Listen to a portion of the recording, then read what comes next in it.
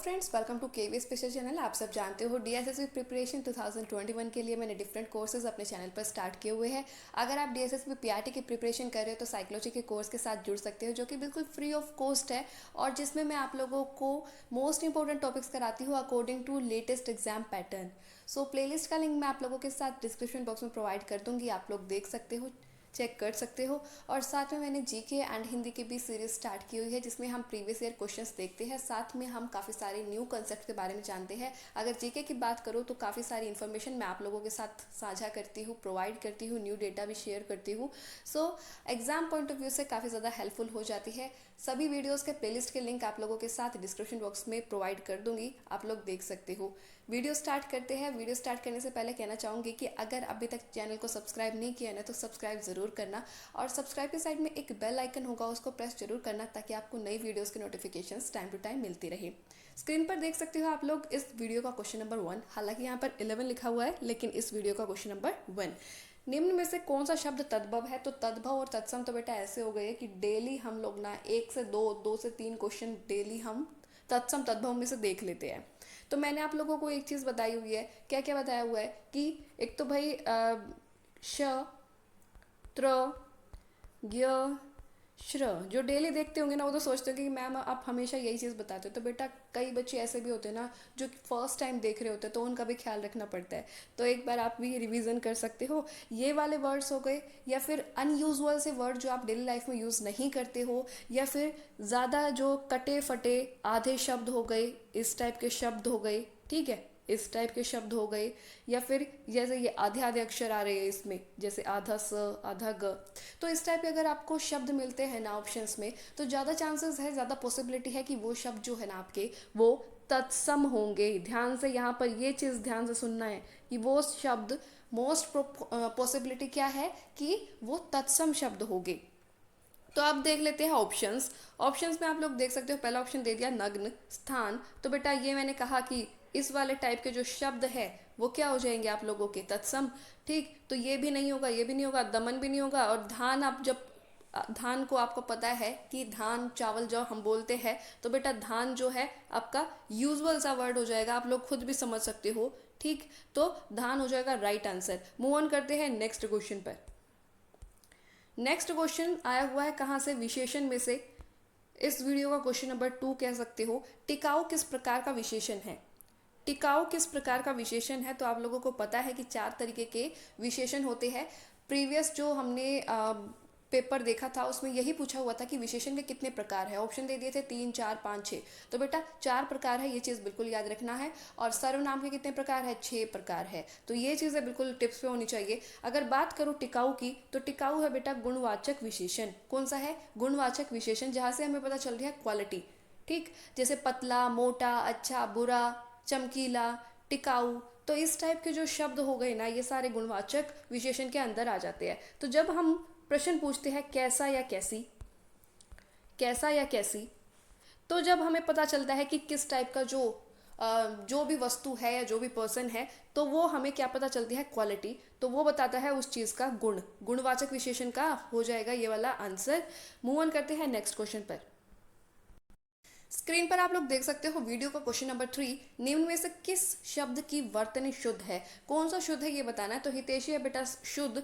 अब यहाँ पर ना ये चीज़ें और जान लीजिए ये शुद्ध क्यों नहीं है। देखिए यहाँ लिखा हुआ है अभ्यंतरिक, ठीक है, अभियांत्रिक, लेकिन जो सही जो वर्ड होता है बेटा वो होता है अभियांत्रिकी। क्या होता है? अभियांत्रिकी। अभियांत्रिकी का मतलब होता है इंजीनियरिंग। अगर बात करो साम्राज्य, तो साम्राज्य नहीं होता, क्या होता है? साम्राज्य। क्या होता है? साम्राज्य। तो ये चीज़ें पता होनी चाहिए। अगर बात करूँ ये जो सुसुप्ति लिखा हुआ है, तो सुसुप्ति नहीं होता है, सुषुप्ति होता है। क्या होता है? सुषुप्ति होता है। और इसका मतलब होता है गहरी नींद में हो कोई, गहरी नींद में हो कोई, या फिर किसी ने अगर कोई योग साधना में बैठा है और उसने ब्रह्म की प्राप्ति कर ली है, तो उसको कहते हैं सुषुप्ति। मूव ऑन करते हैं नेक्स्ट क्वेश्चन पर। वीडियो को देख सकते हो। क्वेश्चन नंबर 4 पूछा है निम्न में से कौन सा समुच्चय बोधक अव्यय नहीं है। तो समुच्चय बोधक भी मैंने आप लोगों को पढ़ाया हुआ है, पहले भी क्वेश्चन आए हैं, ठीक है, डिस्कस भी किया है आप लोगों के साथ। तो सबसे पहले तो मैं बताना चाहूंगी कि समुच्चय बोधक होते क्या है। समुच्चय बोधक होते बेटा योजक। इसकी जगह अगर योजक भी आ जाए ना तब भी वही बात हो रही है। इंग्लिश में अगर बात करूँ तो इनको कहते हैं कंजंक्शन। तो ये जो योजक शब्द हो गए, तो ये जो शब्द है ये दो शब्दों को, दो पदबंधों को, दो वाक्यों को जोड़ने का काम करते हैं, ठीक है।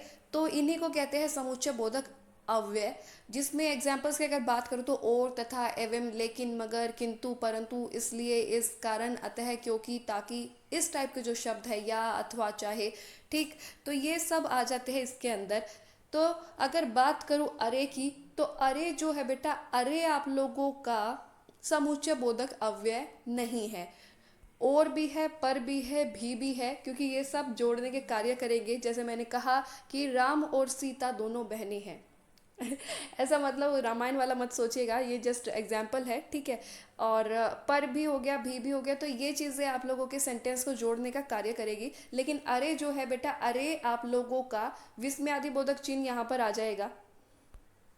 तो अरे जो होगा वो किसके अंदर आ जाएगा, विस्मयादि बोधक, विस्मयादि बोधक में आ जाएगा, ना कि योजक में। तो इस वजह से ये वाला आंसर हो जाएगा आप लोगों का राइट। मूव ऑन करते हैं नेक्स्ट क्वेश्चन पर। स्क्रीन पर आप लोग देख सकते हो question number 5 of this video. पूछा है निम्न में से देशज शब्द कौन सा है। तो देशज शब्द में से भी क्वेश्चन आ रहे हैं। तो मैंने आप लोगों को एक तो कहा है कि शब्द भंडार बिल्कुल पढ़ना है, जिसमें तत्सम, तद्भव, देशज, विदेशज। कल हम बात कर रहे थे विदेशज शब्दों की, आज पूछ लिया है देशज शब्द। तो मैंने कल आप लोगों को कुछ बताया था कि जो देशी शब्द है, ठीक है, तो वो वाले शब्द उनको देशज आप कह सकते हो। जैसे पगड़ी हो गया, लोटा हो गया, खिड़की हो गया, तो ये शब्द जो है ये देशज शब्द है। अगर देशज शब्द के बारे में थोड़ी सी और चर्चा करूँ तो बेटा ये जो देशज या देशी शब्द जो होते हैं ना, वो वे शब्द होते हैं जिनका कोई ओरिजिन नहीं होता, जिनका कोई स्रोत नहीं होता।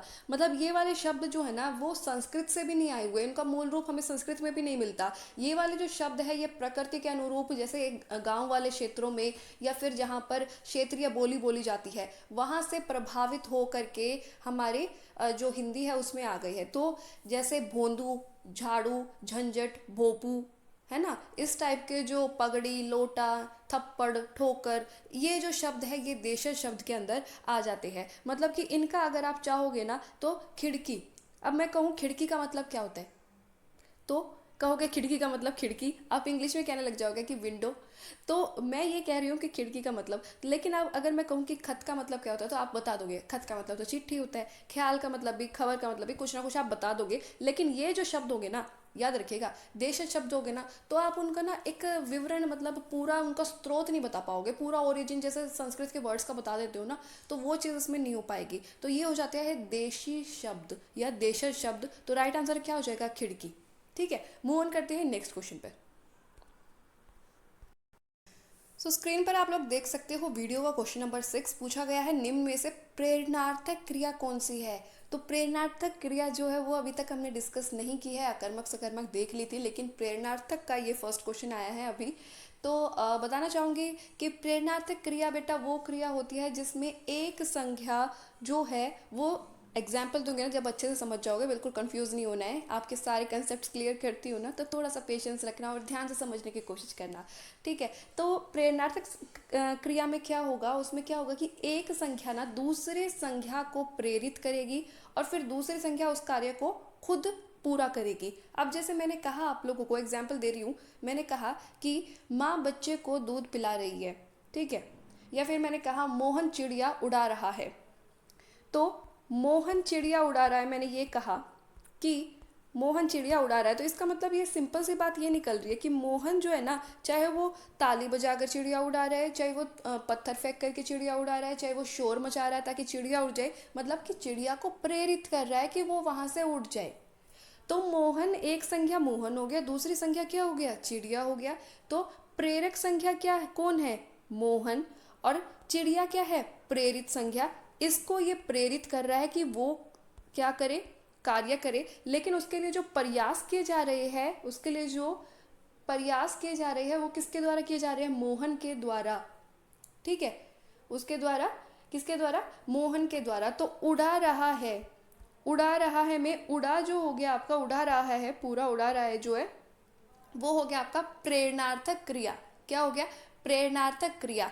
तो यहाँ पर अगर मैं आप लोगों से बात करूँ, अगर इस तरीके से शब्द ही आए ना, अगर इस तरीके से शब्द आए, पहली बात तो मैंने आप लोगों को बता दी कि प्रेरणार्थक क्रिया के जो एग्जाम्पल्स देखोगे ना, उनमें आप लोगों को दो देखने को मिलेंगी संख्या। क्या देखने को मिलेगी? दो संख्या, और एक संख्या दूसरी संख्या को प्रेरित कर रही होगी और काम हो रहा होगा। जैसे अभी मैंने कहा कि माँ बच्चे को दूध पिला रही है, तो माँ क्या हो गया? माँ हो गया आपका प्रेरक संख्या, बच्चे क्या हो गया? प्रेरित संख्या। ठीक है, प्रेरित संख्या। और कर्म भी हो गया इसमें कि क्या कर रही है? दूध पिला रही है, तो पिला रही है क्या हो गया? प्रेरणार्थक क्रिया। तो इस टाइप के आप लोगों को मिलेंगे एग्जाम्पल्स। पहली बात, अगर आप लोगों को जैसे यहाँ पर सिंपली और मोस्टली चांस यही है कि आप लोगों को ऐसे क्वेश्चंस में, इस टाइप के क्वेश्चंस में क्या दे देंगे? ऑप्शंस दे देंगे, और आप लोगों को सिर्फ छांटनी होगी। तो एक छोटी सी ट्रिक याद रखिएगा कि दो तरीके की होती है प्रेरणार्थक क्रिया। एक होती है प्रथम प्रेरणार्थक, एक होती है द्वितीयक प्रेरणार्थक। अब मैंने कहा कि माँ बच्चे को दूध पिला रही है, तो ये कार्य जो है वो माँ कर रही है, लेकिन मैंने कहा कि माँ आया से बच्चों को दूध पिलवा रही है। मैंने कहा मोहन नौकर से कपड़े धुलवा रहा है, मतलब कि उसमें क्या हो रहा है कि किसी और के द्वारा वो कार्य करवाया जा रहा है, तब हो जाता है द्वितीय प्रेरणार्थक। ठीक, तो प्रथम प्रेरणार्थक में क्या होगा? प्रथम प्रेरणार्थक में क्या होगा कि लास्ट में आना प्रत्यय दिखेगा आपको। क्या मिलेगा? आना प्रत्यय। और द्वितीयक प्रेरणार्थक अगर होगा ना, तो उसमें आप लोगों को वाना प्रत्यय दिखेगा। क्या दिखेगा? वाना प्रत्यय। अब आप ये सोच रहे हो कि मैम ये कर क्या रहे हो, आना और वाना। तो एग्जाम्पल देती हूँ कि एक क्रिया है आपका हंसना, क्रिया है आपका हंसना। ठीक, तो इसकी जो प्रथम प्रेरणार्थक बनेगी ना बेटा, वो बनेगी आपकी हंसाना। हंसाना में आना प्रत्यय लगा है ना। ठीक है, तो ये होगी आपकी प्रथम प्रेरणार्थक। और मैंने कहा अगर हंसवाना, कि वह मुझे हंसवा रहा है, हंसवाना, तो बेटा हंसवाना हो जाएगा द्वितीय प्रेरणार्थक। तो ये आना और वाना वाला सीन याद रखने का बस। ठीक है, तो मैंने अगर कहा कि रोना, मैंने कहा एक क्रिया है रोना, और जब मैंने कहा कि रुलाना, तो बेटा ये रुलाना जो हो गया ना आपका, ये हो गई आपकी प्रेरणार्थक क्रिया, प्रथम प्रेरणार्थक। और द्वितीय प्रेरणार्थक जो कि इसका दूसरा पार्ट है, अगर मैंने कहा आपको रुलवाना, कि वह मुझे रुलवा रहा है, उसके थ्रू रुलवा रहा है, तो बेटा रुलवाना हो गया आपका द्वितीयक प्रेरणार्थक। तो ये जब भी प्रेरणार्थक के इस टाइप के क्वेश्चन आए ना, तो बस मेरा जो मैंने कहा ना कि एक आना और वाना ज़रूर याद रखना। आना और वाना जिसको याद रहेगा ना, वो प्रेरणार्थक क्रिया वाला आंसर जो है ना वो बिल्कुल ठीक करके आएगा। तो ये चीज़ बिल्कुल याद रखनी है। तो यहाँ पर है बेटा जागना, दिखना, कहना। यहाँ आ गया सुखाना, तो सुखाना में क्या है आपका? आना प्रत्यय है ना, है ना। ठीक, तो राइट आंसर क्या हो जाएगा आपका? सुखाना। और यहाँ पर अगर सुखवाना भी होता ना, अगर यहाँ पर सुखवाना होता कि वह नौकर से जो है कपड़े सुखवा रहा है, छत पर कपड़े सुखवा रहा है, तब द्वितीय प्रेरणार्थक हो जाता। आशा करती हूँ आप लोगों को थोड़ा बहुत ज़रूर समझ में आया होगा। और आगे अगर इस टाइप के जब क्वेश्चन देखेंगे ना, और रिपीट होगा एक दो बार और ये कंसेप्ट, तो आप लोगों के बिल्कुल दिमाग में सेट हो जाएगा, और आप अच्छे से अपने क्वेश्चंस में, क्वेश्चन पेपर में ये क्वेश्चन अटेम्प्ट कर सकोगे। मूव ऑन करते हैं नेक्स्ट क्वेश्चन पर। स्क्रीन पर आप लोग देख सकते हो question number 8 of this video. निम्न में से कौन सा शब्द तत्सम नहीं है? तो तत्सम तद्भव में से हम डेली एक दो क्वेश्चन ज़रूर करते हैं। तो फाल्गुन की अगर बात करूँ तो बेटा ये हो गया आपका वत्स। तत्सम नहीं है आपकी मतलब क्या है कि हमें तत्सम नहीं हो, वो तद्भव हो या कोई और शब्द हो। पहले तो क्वेश्चन यही समझना है। ठीक है, तो फाल्गुन जो हो जाएगा वो भी तत्सम हो जाएगा, वत्स जो हो जाएगा वो भी तत्सम हो जाएगा, वानर जो हो जाएगा वो भी तत्सम हो जाएगा। क्योंकि अगर तद्भव की बात करूँ तो बंदर हो जाता है तद्भव, लेकिन वानर जो होगा वो आपका तत्सम हो जाएगा। इसलिए फूल जो होगा ना वो आपका राइट आंसर होगा। फूल आपका राइट आंसर होगा, क्योंकि पुष्प जो हो जाता है वो होता तत्सम, लेकिन हमें पता करना है कि तत्सम नहीं है, तो नहीं क्या हो जाएगा? फूल। मूव ऑन करते हैं नेक्स्ट क्वेश्चन पर। आशा करती हूँ समझ आया होगा। क्वेश्चन नंबर 19, मतलब कि इस वीडियो का क्वेश्चन नंबर 9, आदि आदि शब्द युग्म का सही अर्थ है। शब्द युग्म यहाँ पर पूछा हुआ है कि ये वाला जो आदि है और ये वाला जो आदि है, इनका मतलब क्या होता है एक तरीके से। तो इनका मतलब है बेटा आरंभ और अभ्यस्त।